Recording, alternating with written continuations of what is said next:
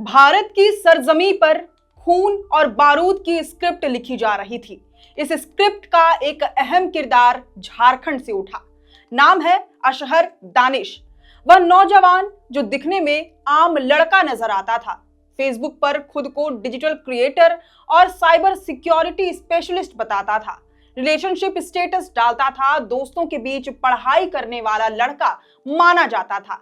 लेकिन हकीकत में यही चेहरा आईएसआईएस का खतरनाक सिपाही निकला। राजधानी रांची के लोअर बाजार थाना क्षेत्र स्थित इस्लाम नगर के तबराक लॉज में प्रतियोगी परीक्षा की तैयारी करने के बहाने रह रहा दानिश असल में भारत की सरजमी पर तबाही मचाने की तैयारी कर रहा था।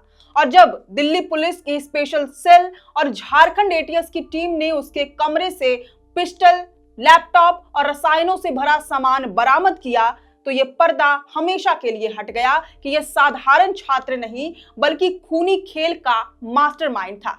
यही नहीं, दिल्ली के आफताब और सूफियान, हैदराबाद और मध्य प्रदेश से भी दो और आतंकी उसी नेटवर्क से पकड़े गए।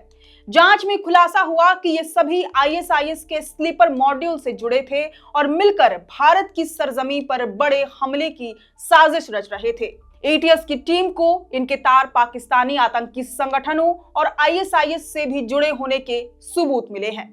मगर सवाल यह है कि आखिर दानिश इतनी सफाई से सब कुछ कैसे कर रहा था?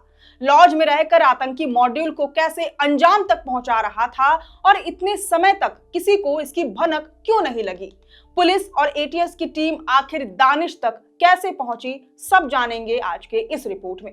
सबसे पहले जोहार, आप देख रहे हैं लोकतंत्र 19 और मैं हूं आपके साथ अंशु। 23 वर्षीय अशहर दानिश मूल रूप से बोकारो जिले के पेटरवार थाना क्षेत्र के मुस्लिम टोला बुंडू का रहने वाला है। दरअसल 2025 से वह रांची के तबराक लॉज में छात्र बनकर रह रहा था और प्रतियोगी परीक्षा की तैयारी करने का बहाना बनाकर आईएसआईएस से जुड़े प्लान को आगे बढ़ा रहा था। यहां तक कि रोजाना लाइब्रेरी जाकर पढ़ाई करने का दिखावा करता, लेकिन असल में उसकी पढ़ाई किताबों की नहीं बल्कि तबाही की स्क्रिप्ट लिखने की थी। गुप्त सूत्रों से मिली जानकारी के आधार पर दिल्ली पुलिस के स्पेशल सेल को जैसे ही दानिश के नेटवर्क की खास खबर लगी, ऑपरेशन शुरू हुआ। 9 सितंबर को दिल्ली में आतंकी आफताब को गिरफ्तार किया गया, जिसके खुलासे ने दानिश तक पहुंचा दिया। रांची के इस्लाम नगर इलाके में छापेमारी हुई और तबराक लॉज से दानिश को पकड़ लिया गया। पुलिस की टीम जब उसके कमरे में दाखिल हुई तो वहां किताबों के साथ साथ वे चीजें भी मिली जिनसे किसी भी बड़े धमाके की तैयारी की जा सकती थी। दानिश अकेला नहीं था। इसी ऑपरेशन में दिल्ली से आफताब और सूफियान, हैदराबाद से एक और मध्य प्रदेश से एक आतंकी पकड़ा गया। जांच एजेंसियों का कहना है कि ये सभी मिलकर भारत के अलग अलग राज्यों में स्लीपर मॉड्यूल चला रहे थे। मकसद था नए लड़कों को जोड़ना, उन्हें ब्रेन वॉश करना और बड़े पैमाने पर तबाही मचाने की तैयारी करना। सबसे खतरनाक खुलासा यह है कि दानिश और आफताब केमिकल हथियार बनाने में एक्सपर्ट थे। उनके पास से hydrochloric acid, nitric acid, sodium bicarbonate, sulphur powder, pH checker, beaker set, safety gloves और रेस्पिरेटरी मास्क जैसे सामान मिले। इसके साथ ही ball bearing, circuit, strip wire और डायोड्स भी बरामद हुए जो किसी भी ब्लास्ट को और जानलेवा बना सकते थे। ये किसी छात्र की लैब के सामान नहीं थे बल्कि आतंकी फैक्ट्री के इन्वेंटरी थे। शुरुआती जांच में ये संकेत मिले हैं कि इनके निशाने पर देश के भीड़भाड़ वाले शहर और अहम ठिकाने थे। दानिश की गिरफ्तारी ने तबराक लॉज के संचालक और वहां पढ़ने वाले छात्रों को भी हैरत में डाल दिया।